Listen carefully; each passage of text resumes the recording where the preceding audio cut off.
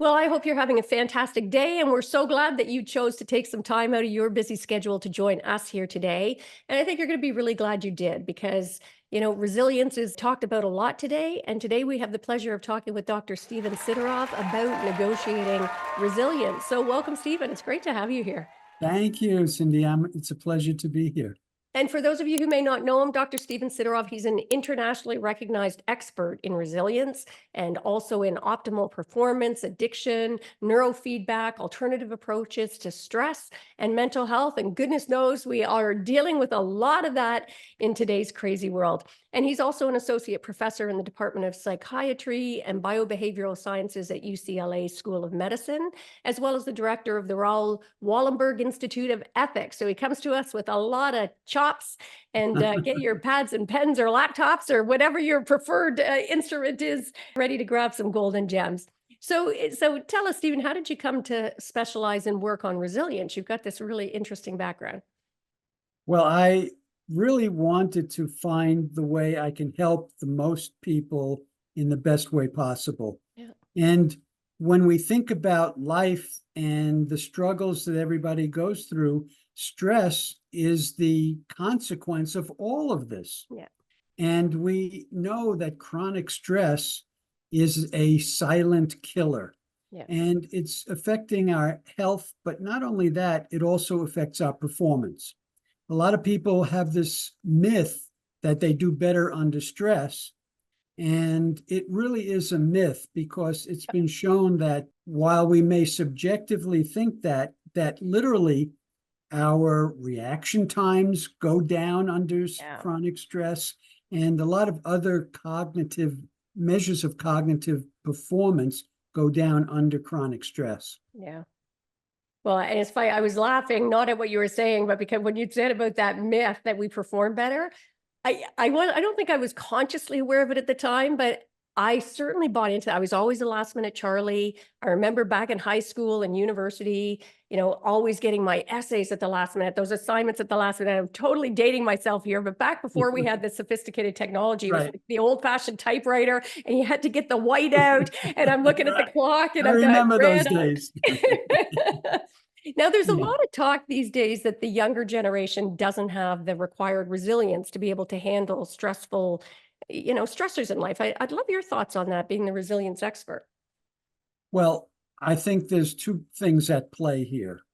When we talk about these days and younger people, the fact is that our civilization keeps speeding up, and it speeds up exponentially.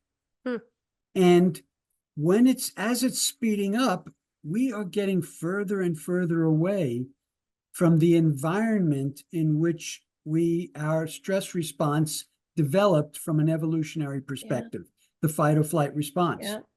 So life is going by faster and faster, which causes us to keep engaging that stress response mechanism, but yet it doesn't match the stresses that we actually deal with.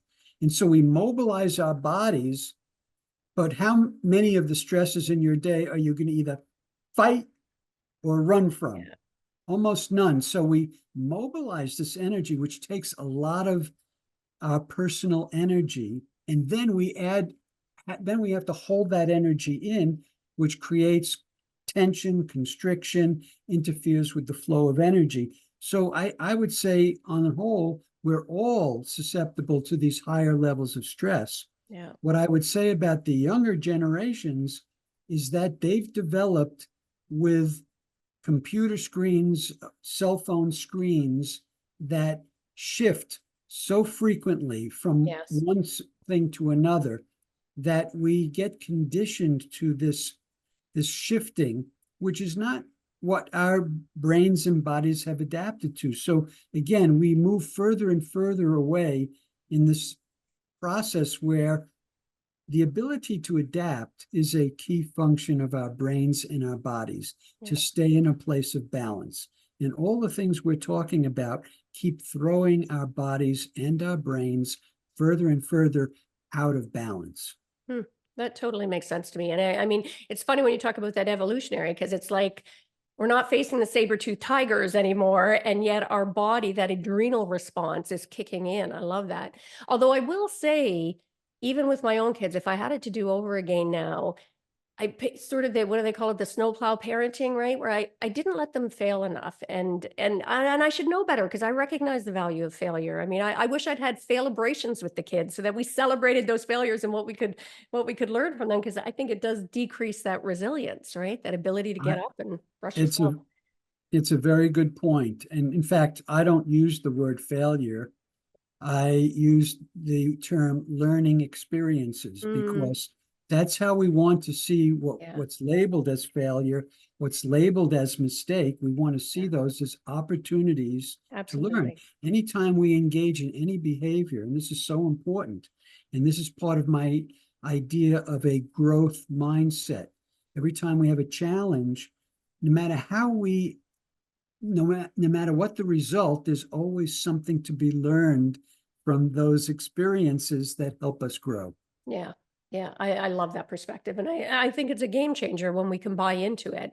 And I encourage for all of our listeners in your parenting, start really reinforcing that with your kids from the youngest possible age. Now, I'm sure my listeners get sick to death of hearing me say it, because I really believe when we talk about negotiating, negotiating our mindset is our first and most important negotiation. So, what advice do you have for us on how we can negotiate our mindset so that we show up with more resilience in our lives and better handle some of those stressors you were talking about? Well, that's a great question. It's a great way of framing it. I want to take a step back first because when we talk about stress and people's difficulties, and we'll get into this, but it's so important to realize that within a certain range, stress is useful. That's why people feel like stress is good because it can be within a certain range. Yeah. It helps us mobilize, it helps us Yeah. get focused. That's So it true. does serve us. The problem is most of us overshoot that range. Yeah. And so the key is finding your stress sweet spot, as I like to say. I like that. So back to negotiating, and there's two really things that come up for me when I think about negotiating. One is to recognize that the voice that we hear 24/7 is a voice that developed out of our childhood environment Mm, and out of lessons of our childhood, which include a lot of negativity, which yeah. include a lot of judgments, criticism, negative approaches, focusing on what can go wrong, Yeah. focusing on difficulties. And in my work, I like to say that anytime you notice an upset, you can trace it to some message that you're giving yourself that's a negative, Yeah. judgmental, critical. Even when you're stepping into a difficult situation, that voice might get concerned. Oh, you're going to make a mistake. Be careful. You don't know what you're doing. They're going to judge you, all of those kinds of things. Yeah. And so I like to tell people that we want to start developing a healthy internal voice Yeah. to negotiate with the existing Yeah. internal voice. And the healthy internal voice comes from a place of love, compassion, acceptance, support, care, and I've added joy. Yeah. So these are the qualities that we all would have wanted in our parents. Yeah. And so it's time to bring those into your own life by creating that as a healthy internal voice. So when you notice some upset, what's that voice saying to you that's causing that? And then begin negotiating with this positive, healthy voice that gives you very different messages. Yeah. And what a game changer that is, Stephen. Like, my gosh, when I think it, it's become trite now to say, but it's true with that our inner critic, that in negative inner voice. My Right. gosh, we talk to ourselves in ways that we would never talk to certainly anybody we cared about, probably not even our worst enemy, frankly, right? So Yes, yes, yes. But those are the lessons that we learned in our yeah, earliest yeah, survival learning. And because it went in as survival yeah, learning and early, even before we had language, yeah. by the way, it's created the neural network in our brain, our default neural network mode. Yeah. And so we believe automatically that it's right, it's the truth, even when it says negative things about us. Yeah. And it's time to realize, everybody, that all of that has been conditioned and it's not who you are. And it's time for you to go to the healthy voice so that you negotiate the true you, who you are. I love that. And start practicing it. I mean, now the science support, they used to say that you can't change your neural pathways. Well, guess what? You can. Now, I want to circle back. You had talked about a growth mindset before, and that really hit me because I remember first reading Dr. Carol Dweck's book, Mindset. And I got to say, it was an eye opener on that growth versus fixed mindsets for me. And Yes. I think most lawyers in particular think that they're growth mindset, but boy, it made me rethink my strategy because we're so used to succeeding early in life, typically, Right. that we're afraid of taking chances to look stupid or fail. And so Right. I'd love, tell us about your strategies to engage a positive growth mindset and why Yes. that's so important. Yes, certainly. And before I respond to that, I want to talk about different levels of mindset. And what in my book, I talk about different levels of neuroplasticity. Yeah. So neuroplasticity is our brain's ability to rewire itself. Yeah. Okay. But the growth mindset that most people have in mind is my level 2 neuroplasticity. Okay. And that's where we learn new things, but we stay within the boundaries set up in childhood. So yes, new learning, but don't go outside of those boundaries. So if you're someone that feels like you don't know how to dance, don't even try to dance. Stay within. Level 3 neuroplasticity is when you challenge those beliefs. It's when you say, no, I want to learn for myself. I want to decide for myself what I'm capable and not capable of doing. And I'm going to push beyond those boundaries. That's for me the third level of neuroplasticity, which I encourage in my book. And so when we talk about a growth mindset, I changed the definition of resilience. So it's no longer the ability to bounce back. Yeah. It's the ability to bounce forward. Oh, I like So, that. for example, a lot of people will, you have an important event happening tomorrow and you'll start worrying about it. Am I going to do well? What's going to happen? And the event happens and you do really well. Resilience is bouncing back, is what the brain takes away from that is when I worry, I do well. Oh, wow. Yeah. Bouncing forward is, I did really well. I don't really need to worry for the next event because I'm capable. I'm good. I need to let go of this worry and anxiety and take on this new sense of my capabilities and abilities. That's the growth mindset that I encourage. And that's the definition of resilience is bouncing forward. Yeah. That is a powerful distinction. I don't think I've ever heard that before. I like that idea very, very much. Now, you talk about creating zones of safety sort of in our day-to-day lives to help with, Right. recovery from that. So what are they and like how can we create them? Okay. Well, so think about your day. Go through your day and think about all of the triggers of stress, right? Yeah. All the things that you're concerned about that, whether it's paying a bill, it's meeting having a conflict situation. Throughout the day, we have one challenge after another, one stress after another. Our nervous system is not designed that way. Yeah. Our nervous system has two branches to it. The sympathetic branch that activates to stress, but then it has another very important branch, the parasympathetic, that needs to take over so the body recovers all the resources used up during the stress. Okay. But instead, we go from one stress to another throughout the day. So zones of safety are times in your day that you identify, you locate, you intentionally look for, and it could be only 5 minutes between two different appointments where you say, I'm safe, I could let down my guard, and I can breathe and relax so that I do some recovering before the next stressful event. And you want to find these throughout your day. And I really encourage people in particular to consider their meal times as a zone of safety. Yeah. Right now, we have so much gastrointestinal diseases, issues, because people sit down to eat, in which they need to have an active digestive system, Yeah. but they are feeling stressed and thinking and worrying and problem solving. And when you're stressed, your body wants to shut down your digestive system. Wow. Well, and you add to that, we have the big thing now is the working lunch, right? So we really don't allow ourselves any time.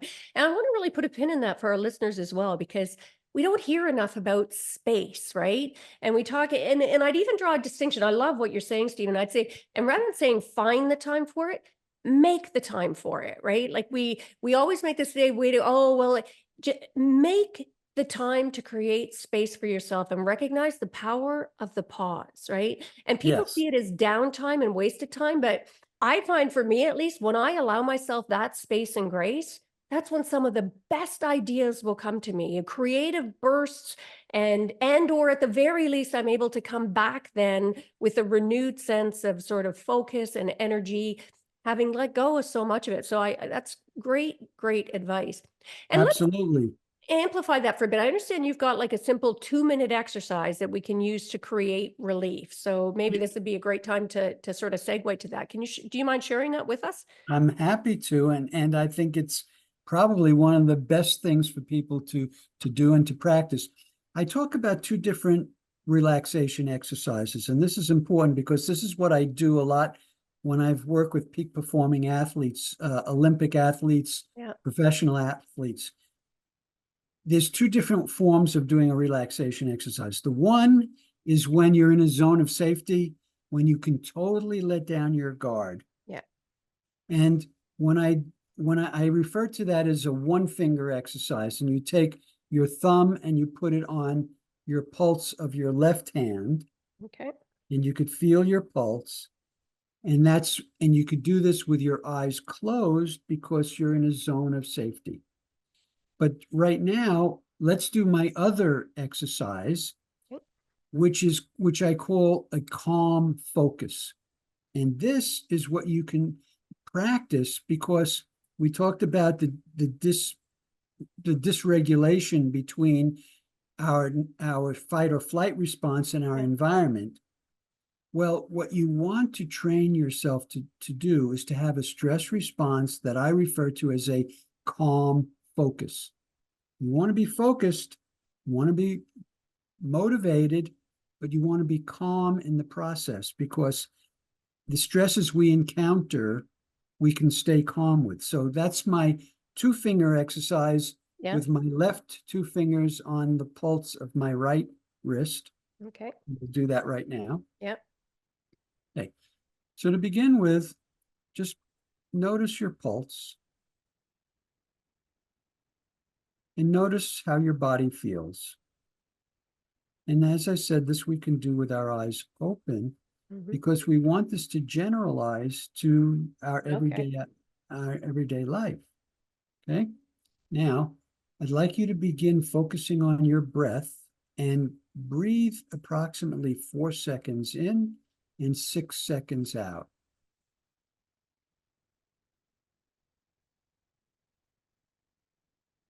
And you can approximate that, and some people can do 5 in and 6 out, but around that rate. And the reason is that when you breathe at this rate, you are aligning a number of physiological systems in your body. And already when you breathe at this rate, you are encouraging balance. And now on the exhale, imagine your body sinking or melting into the chair. So on the exhale, release any tension in your body. Mm, I literally sunk lower. Right, right. And now when you breathe in, I want you to imagine breathing through your heart. So breathe in through your heart, and on the exhale, feel your body letting go. And as you breathe in through your heart, imagine your heart expanding as you breathe in. And on the exhale, release shoulders, release arms, release jaw. Now we're going to add one more element. We know that the body goes into optimal physiological state with positive emotions. So now as you breathe in, I want you to think of somebody you have gratitude toward and feel a sense of gratitude as you breathe in through your heart. On the exhale, just focus on letting go. Breathe in, expand your heart with gratitude. And then on the exhale, feel a release. Breathe in gratitude. And on the exhale, totally accept yourself as you let go. Breathe in gratitude, expand your heart. Breathe out total self-acceptance and letting go.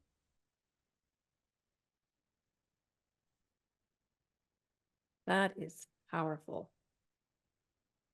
So it turns out that when we go into a positive state of emotion of gratitude and appreciation, so first of all, the goal of that exercise is to bring our heart rate into what we call coherence, where when you breathe in, your heart rate speeds up. When you breathe out, your heart rate slows down. So we bring the two branches of our nervous system into balance. It turns out to me that when we go into a state of gratitude and appreciation, we enhance this perfect rhythm. Yeah. Now, when we're in a negative emotional state, frustrated, angry, annoyed, our heart rate rhythm becomes chaotic. We lose that coherence. Now, here's another interesting point. Very interesting. If you and I were in the same room, if you and I were standing next to each other, and I put an electrode on your scalp, and I monitored your heart, your breathing, I monitored your EEG, your electroencephalogram, your brain waves, I would be able to pick up my heart rate pattern in your brain waves. Wow. Amazing? It is. We are amazing creatures. And I've got to say, Stephen, I mean, that is such a simple exercise. And that was, for me, that was so powerful. And for our listeners, I hope you actually did that along with us. And if not, I encourage you, re-listen to this episode and actually go through that exercise so you really embody it, and share that, frankly, share this episode with other people and direct them to this particular exercise. I found physiologically and psychologically, it was, at one point I felt like, the Grinch with my heart expanding, they're going 10 sizes bigger. It's fabulous. No, Cool. I love that. Now, you also, I read you're known for your portal cueing system for restoring balance. It made me think of Outlander and time traveling to exotic places. I'm assuming it is not that. So what is the portal cueing system and how does it restore balance for us? Okay. So what we're trying to do as part of the process of becoming more resilient is re-engaging our brain and body's ability for neuroplasticity, for change, right? To change, you have to be persistent and consistent, right? And so I could do a relaxation exercise and I could feel myself letting go as we just did. Yeah. But I guarantee you 20 minutes from now, that tension will come back because our bodies have muscle memory, right? And so what we need to engage on a regular basis is some way of remembering to check in. Okay. So the portals is my cueing system, and I use one of the things that we do throughout the day, which is go through portals, go through doorways as Okay. a signal. So Yeah. every time you go through a doorway, go through a portal, I invite everybody to take a moment and check in with your body.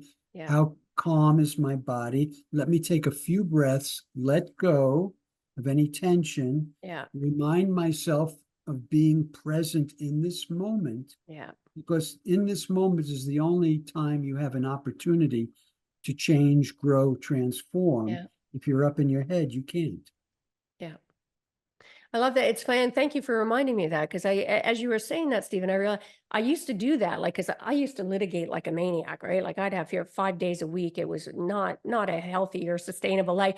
But I would make a point. At one point, I finally thought, okay, I don't want to be bringing that home. So, just before I would step into the front door, I would take a second and literally just tap the door jamb and say, okay, who do you want to be when you cross this threshold, Cindy? I'm now coming in. I want to, I want to be a present mother. I want to be, a loving partner or whatever. And it made a difference. And I haven't done that in a while. So thank you for that reminder. Yeah. And these are some specific tips I actually use when I talk to groups of lawyers and Yeah. litigators, is I bet. that if you want to be at your best, Yeah. you have to find ways of balancing the two branches of your nervous system and finding your stress sweet spot. Yeah. Yeah, that's beautiful. Now tell us a bit about your book, The 9 Pillars of Resistance. What are the pillars? If you can give us sort of a Cole's Notes version of it. Well, so first of all, this is my model of resilience that really is a model of optimal functioning. It covers everything involved in functioning at your best and for your best to your body to heal at its best as well. So, this is based on my own learning and experience.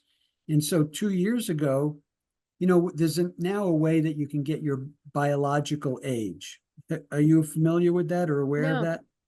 Yeah. So looking at the cells in your body through cell methylation, Yeah. you can actually detect how fast or slow your body is aging Wow. as opposed to your chronological Yeah. age. It's your real aging of your body. Yeah. So 2 years ago, I did this, and my biological age was 20 years younger than my Nice. chronological age. And it's because of the 9 pillars of resilience. And basically, it's looking at everything that's involved in living your best life. So I'll run through the 9 pillars for you. Yeah. So the first 3 have to do with relationship. The first is your relationship with yourself, and we've Yeah. touched on that. The second is your relationship with others. Yeah. And that has to do with being able to discriminate healthy relationships with toxic relationships. Yep. And we want to do our best to control the environment that we live our lives in and spend more time with healthy relationships Yeah. where we can let down our guard and take in emotional nourishment versus toxic relationships where we have to keep our guard up Yeah. and stay in the stress mode. Yeah. The third pillar is relationship with something greater. Mhm. And this is spirituality. Yeah. It's finding meaning and purpose in your life. It's giving service, and it's connecting to the larger community. Yeah. This is something that is consistently found in blue zones, areas in which people live a long life. Yeah. The next 3 have to do with balance and mastery. The fourth, which we've already touched on, is physical balance and mastery, where you want to keep the 2 branches of your nervous system in balance, finding relaxation techniques, using portals to check in with your body, things like that. Yeah. Zones of safety. Yeah. Mental balance and mastery, we've touched on that. That's having a growth mindset. So if you notice something that you feel you're not doing well enough in, you don't just settle for it. You Yeah. say, how do I grow along this dimension? Yeah. It's a positive mindset. Many of us, we encounter a stress, a challenge, and we start off going down the negative path. I don't know if I'll be able to do it. This is Yeah. going to be difficult. People are going to judge me. And so you want to stop and shift into the positive mindset of, okay, let me do my best here. I want to do as well as I can. The next is emotional balance and mastery. And I mentioned how positive emotions affect us physiologically, but most of us carry what I refer to as emotional unfinished business around with us. Yeah.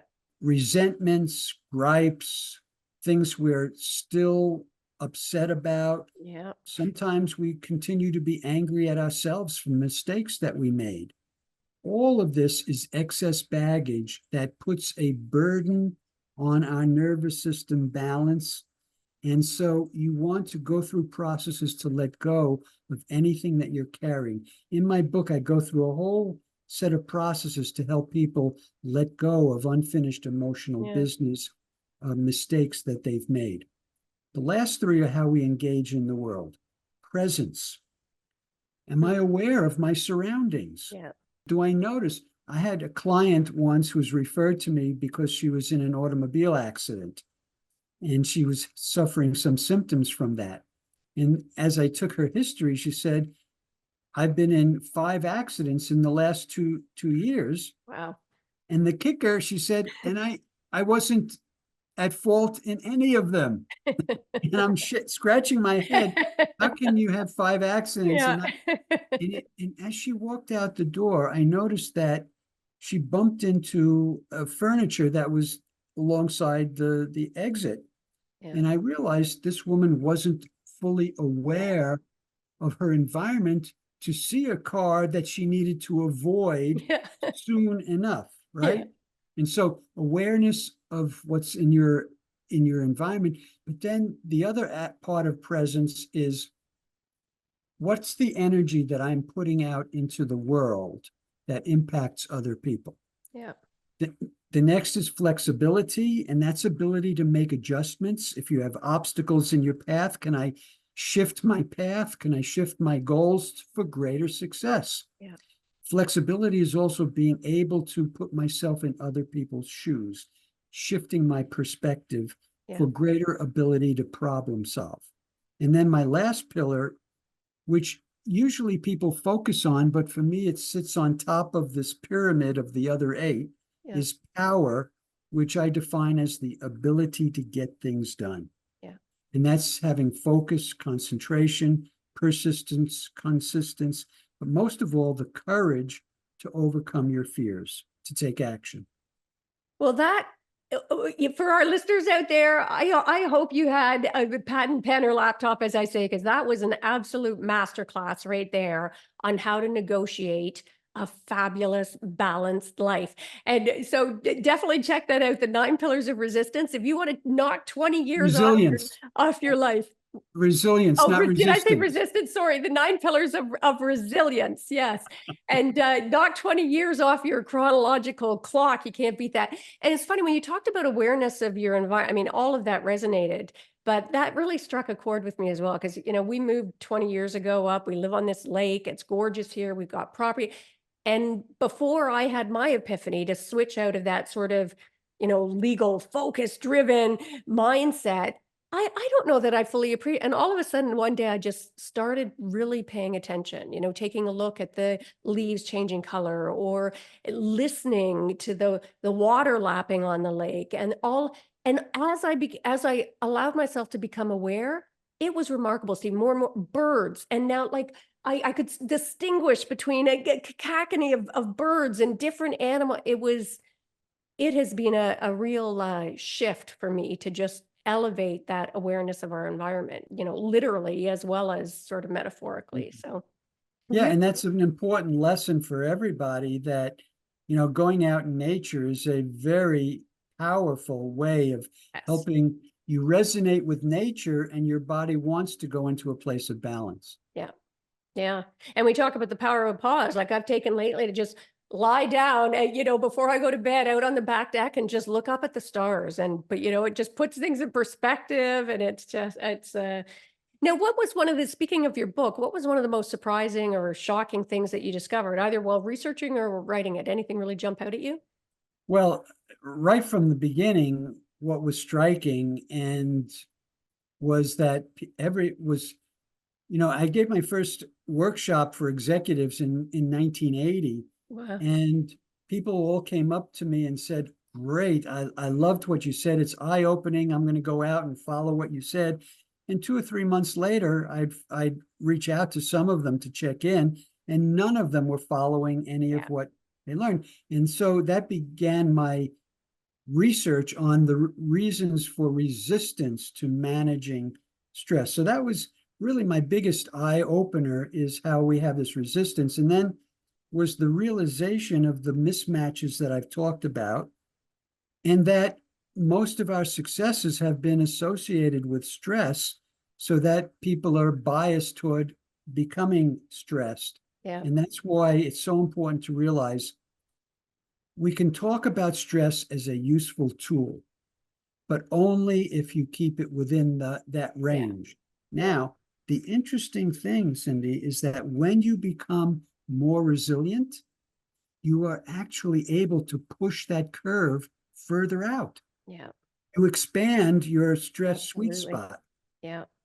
because you can experience more stress without it having a negative effect on you when you're more resilient. Yeah. Well, it's funny, talk about that Freudian slip. The fact that I said resistance instead of resilience about your book, and then here we are talking. And for our listeners, I didn't send the questions to Stephen. I have no idea what his answers are. This is a totally organic conversation. So that's very funny. Now, Stephen, I understand you've got a gift for our listeners. Do you want to tell us I about that? I do. So the gift is a resilience assessment booklet. It's an ebook, and it describes all my 9 pillars of resilience. But most important, it has a questionnaire that everybody can take, self-score, and derive their personal resilience profile. You could see which are your areas of strength and which are your areas that you need to engage a growth mindset to get better at. Yeah, I love that. And and do you have the link now? We'll put it in the show notes for our listeners, but do you happen to have it handy? Let's see. Actually, I'll send it to you so you could put it in Yeah, the no worries. link in I the show think we've got notes. it. So we'll make sure to put that in the show note for our listeners, and make sure to take advantage when when an opportunity presents itself. Make sure you actually embrace it. That would be my advice. Now, where can people learn more about you, So Stephen? my website is drstephensideroff.com. That's Dr. Stephen with a PH, Sideroff.com. And a lot of other information on there. You can also go to Psychology Today and look me up, because I've written a bunch of articles for Psychology Today as well. But most of the things are on my website, and you'll learn a lot more there, as well as a free audio download of a relaxation exercise as well. Nice. I'll be taking advantage of that myself for sure. And I normally like to end by asking, what's one of the greatest mindset shifts that you've had personally in your life? Doesn't have to be about what we're talking about at all, just something that changed the way you see things or show up. I would say recently, when I've been under a lot of stress and I realized how it pervaded my day, even when I wasn't under stress, it was an eye opener for me. And it reminded me to use portals, to check in, and more frequently throughout my day to say, right now, I don't have to stress, I don't Yeah. have to activate, I can calm myself down. Yeah. So it's the pervasiveness of stress that I was awakened to most recently. Yeah. And I'm really grateful to you truly about that reminder about the portals, because it's such an easy way for us to bring more intentionality to our life, right? What we Right. choose. Just we're constantly going through doorways every day, and That's right. whether you're going into a meeting, whether you're coming home from work, when you're, if you're got younger kids, going in to say goodnight to them. I mean, every one of those, just take that opportunity to get intentional about. Absolutely. And particularly when you come home at night and walk into your home, Yeah. that's a signal that you left work and you could let down. Yeah. And it goes back to that neuroplasticity. It allows us to retrain our brains, right? I That's think right. that's beautiful. Well, Yeah. Stephen, thank you so much for taking time. I know this has been just super enlightening for me. I've got a ton of value from it. So thanks so much for joining us and sharing your insights. It's my pleasure. Thank you. And for our listeners, I hope you got even a fraction as much value as I did from this episode. And as I said, even just do that 2-minute exercise and give the gift of sharing. When we get these gems dropped in our lap, it's incumbent upon us, I think, to be able to share those. Make sure to subscribe if you haven't done that already. Just before we sign off today, I'd like to talk about a few ways that we can work together if you're interested. I definitely teach, but whether you're seasoned or whether you're a really early stage attorney, I feel very passionately about helping people find a better way to practice so that you can, be more authentic, lean into your strengths, not feeling like you're in constant fight mode, and ironically end up being significantly more effective. So certainly love the opportunity to be able to help you and or your firm be able to thrive and stand out while bringing a better way to practice law. And if that sounds interesting, check it out at www.practicingwithpurpose.org. And that is a wrap for this episode. So until next time, go forth and find ways that you can practice on purpose, find a better way to practice law so that you can rekindle your passion, make a difference in the world, all while negotiating your best life on your terms. Until next time, take care.